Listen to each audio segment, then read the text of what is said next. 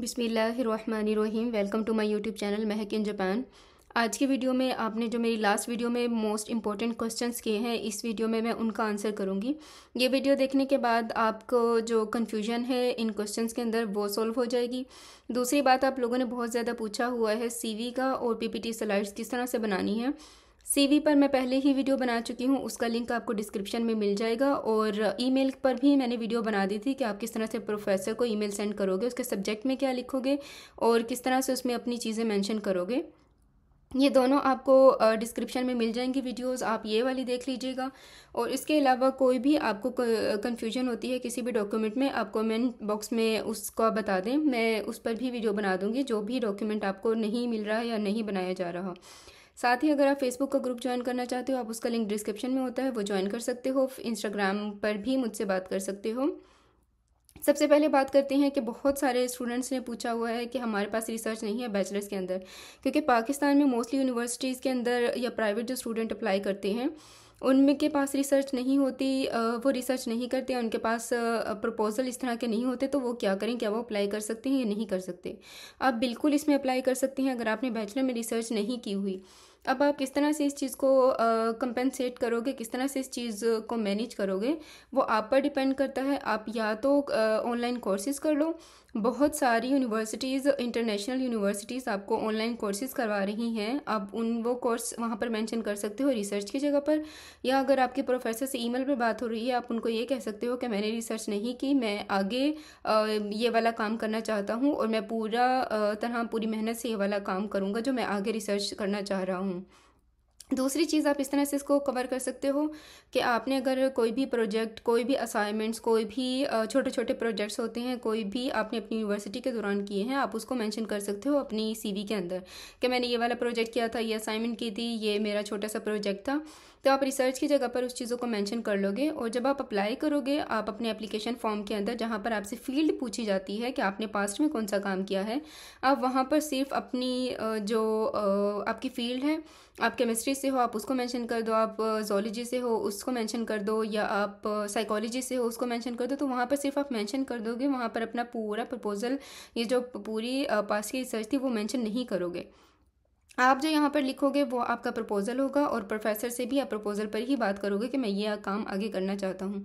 तो आपका अगर ये क्वेश्चन था कि आपने रिसर्च नहीं की हुई बैचलर में, आप अप्लाई कर सकते हैं, नहीं कर सकते, आप बिल्कुल इसमें अप्लाई कर सकते हैं। आप अपनी लक ट्राई करें, इसमें कुछ भी पता नहीं चलता, कोई भी आपको गारंटी नहीं दे सकता कि आपकी स्कॉलरशिप होगी या नहीं होगी। आपकी लक पर डिपेंड करता है और साथ आपके सपोर्टिंग डॉक्यूमेंट्स पर डिपेंड करता है। बाकी आपकी सीजी पे और आपके डॉक्यूमेंट्स अच्छे होंगे तो आपकी स्कॉलरशिप हो जाएगी। तो बिल्कुल भी परेशान होने की ज़रूरत नहीं है, इसमें ज़रूर अप्लाई करें। दूसरी बात आप लोगों ने पूछी है कि इसके लिए अप्लाई करने के लिए पब्लिकेशन ज़रूरी होती है या ज़रूरी नहीं होती। देखिए, इसकी सबसे बड़ी एग्जांपल, सबसे बड़ी मिसाल मैं हूँ। मेरी कोई भी पब्लिकेशन नहीं थी जब मैंने इस यूनिवर्सिटी में अप्लाई करना शुरू किया था, जब मैंने मैक्स पर अप्लाई करना शुरू किया था। जो लोग आपको कहते हैं कि पब्लिकेशन ज़रूरी है, आपके पास 2 पब्लिकेशन हो, आपके पास 3 पब्लिकेशन हो, आपके चांसेस बढ़ जाते हैं। बेशक चांसेस बढ़ते हैं, लेकिन ऐसा नहीं है कि अगर आपके पास पब्लिकेशन नहीं है तो आप बिल्कुल अप्लाई नहीं कर सकते और आपको स्कॉलरशिप नहीं मिलेगी। बाकी आपके सपोर्टिंग डॉक्यूमेंट्स अच्छे हों, आपकी सीजीपीए अच्छी हो, तो आपको बिल्कुल स्कॉलरशिप मिल जाती है। जब मैंने अप्लाई किया था, मेरे पास पब्लिकेशन नहीं थी। जब मैं जापान में आई हूँ, मैंने अब पब्लिकेशन की है और अब मेरे पास पब्लिकेशंस हैं। जब मैंने अप्लाई किया था, प्रोफेसर ने मुझसे पूछा था पब्लिकेशन के बारे में, उनको मैंने साफ कहा था कि मेरे पास नहीं है, लेकिन मैं विलिंग हूँ कि मैं मास्टर्स में, एमएस में करूँगी पब्लिकेशन, कोशिश करूँगी कि मैं पब्लिश कर सकूँ पेपर्स, और मैंने वही किए हैं यहाँ आने के बाद। आप इसको इस तरह से कवर कर सकते हो, प्रोफेसर से आप कम्युनिकेट कर लो इस बारे में, या अगर आपके पास नहीं है तो आप फिर भी इसमें ज़रूर अप्लाई करो। उसके बाद पूछा हुआ है कि इंग्लिश प्रोफिशिएंसी इनफ है या दूसरे जितने भी टेस्ट स्कोर्स होते हैं या वो सर्टिफिकेट्स इसमें ज़रूरी हैं या नहीं है। इसमें अप्लाई करने के लिए इंग्लिश प्रोफिशिएंसी सर्टिफिकेट इनफ है। मैंने अप्लाई किया था, मेरे पास इंग्लिश सर्टिफिकेट था। इसमें आपके पास आइल्स नहीं है तो इसमें ज़रूरी नहीं है कि आपके पास स्कोर हो, तब भी आप इसमें अप्लाई कर सकते हो। आप अपने कॉलेज या आप अपनी यूनिवर्सिटी से एक सर्टिफिकेट निकलवा लो। इंग्लिश प्रोफिशिएंसी सर्टिफिकेट वो आपकी आइल्स की जगह पे कवर हो जाता है, ये लोग डिमांड नहीं करते। कुछ यूनिवर्सिटीज़ होंगी, बहुत कम, जहाँ पे आपको मेंशन करा होगा या आपसे कहा होगा कि आपको ज़रूर इसमें अप्लाई करना है, लेकिन मोस्टली 85% आपको स्कॉलरशिप की जितनी भी यूनिवर्सिटीज़ है जापान के अंदर, वो इंग्लिश प्रोफिशिएंसी सर्टिफिकेट ही जो है वो डिमांड कर लेती हैं, आपसे आइल्स नहीं मांगती। तो आप इसमें आइल्स के बगैर भी अप्लाई कर सकते हो। Should we ask for acceptance letter in email, आपने को पूछा हुआ है कि हम ईमेल के अंदर प्रोफेसर से क्या करेंगे। जैसे आपने चाइना में अप्लाई करते हो, कुछ यूनिवर्सिटीज़ में अप्लाई करते हो, कुछ कंट्रीज़ में अप्लाई करते हो, तो आप क्या करते हो कि आप प्रोफेसर से ईमेल के अंदर एक एक्सेप्टेंस लेटर मांग लेते हो। अब इसमें भी क्या वही सीन है, इसमें आप एक्सेप्टेंस लेटर मांगोगे और उस एक्सेप्टेंस लेटर का क्या करोगे। इसमें आपने ये वाली गलती बिल्कुल भी नहीं करनी। इसमें एक्सेप्टेंस लेटर का कोई भी काम नहीं है। आप जितना मांग लो, आपके पास जितने एक्सेप्टेंस लेटर आ जाएं, इसमें कोई काम ही नहीं है। प्रोफेसर का सिर्फ इतना कहना कि मैं आपको अपनी लैब के अंदर एक्सेप्ट कर रहा हूँ, मैं आपको एक्सेप्ट कर रहा हूँ कि आप मेरे पास आ जाओ, इतना कहना काफ़ी होता है। आप बिल्कुल भी अपनी ईमेल के अंदर नहीं लिखोगे कि मुझे एक्सेप्टेंस लेटर दे दें, प्रोफेसर से डिमांड नहीं करोगे, वो आपका वेस्ट होगा, बिल्कुल भी काम नहीं आएगा। इसमें से प्रोफेसर से आपको पूछना होता है, प्रोफेसर कह दे कि मेरे पास जगह है, मैं आपको एक्सेप्ट कर लूँगा। उसके बाद आपने सिर्फ अपने डॉक्यूमेंट्स यूनिवर्सिटी या प्रोफेसर के थ्रू अप्लाई करना होता है। प्रोफेसर को आइडिया होता है कि मैंने इस बंदे से ईमेल पर बात की हुई है, मैंने इसको कहा है कि मैं अपनी लैब में ले लूँगा, और वो एडमिशन ऑफिस से या एडमिशन कमेटी से जो है वो कम्युनिकेट कर लेते हैं कि हाँ मैंने इस स्टूडेंट को कहा है और ये मेरे पास आएगा, तो मैं इसको अग्री हूँ इसको अपनी लैब में ले लेने के लिए। प्रोफेसर का सिर्फ इतना कहना आपको काफ़ी होता है। आप बिल्कुल भी चाइना या बाकी कंट्रीज़ की तरह प्रोफेसर से एक्सेप्टेंस लेटर इसमें नहीं मांगोगे।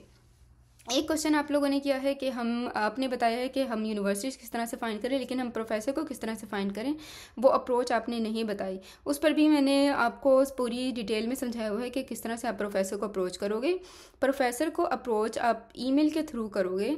आप जो यूनिवर्सिटीज़ का मेथड मैंने आपको बताया है कि ये तरीका है यूनिवर्सिटी ढूंढने का, यहाँ से प्रोफेसर की ईमेल आप ढूंढ लो। प्रोफेसर की ईमेल ढूंढने के बाद उनको आप एक सिंपल सी ईमेल सेंड करोगे जिसमें आप बता दोगे कि मैं कौन सी कंट्री से हूँ, मैंने क्या पढ़ा हुआ है, मेरी पास की क्या पब्लिकेशन थी, पास की क्या रिसर्च थी, और मैंने आपकी पब्लिकेशन से आपकी रिसर्च देखी है, मैं बहुत ज़्यादा इंटरेस्टेड हूँ आपके साथ काम करने के लिए और मैं आपकी लैब ज्वाइन करना चाहता हूँ। तो उसके साथ आप अपनी सिर्फ CV अटैच कर दोगे प्रोफेसर को जो सेंड करोगे। अभी आपने प्रपोजल सेंड नहीं करना, प्रोफेसर आपसे मांगे तो आपको प्रोफेसर तब ही सेंड करना है। अब नेक्स्ट आप लोगों ने PPT स्लाइड्स का पूछा हुआ है। PPT स्लाइड्स की मैं वीडियो बना दूंगी, लेकिन आपने जो CV का और पूछा हुआ है, CV का मैं लिंक डिस्क्रिप्शन में दे दूंगी। उसके अलावा प्रोफेसर को ईमेल किस तरह से सेंड करेंगे, ईमेल की बॉडी क्या होगी, ईमेल के सब्जेक्ट की लाइन क्या होगी, वो मैंने ऑलरेडी बनाई हुई है, उसका भी लिंक डिस्क्रिप्शन में मिल जाएगा। PPT स्लाइड की जो बात आप लोगों ने की है, PPT स्लाइड की मैं बता दूंगी कि आप किस तरह से बनाओगे, क्या उसमें मैंशन करोगे।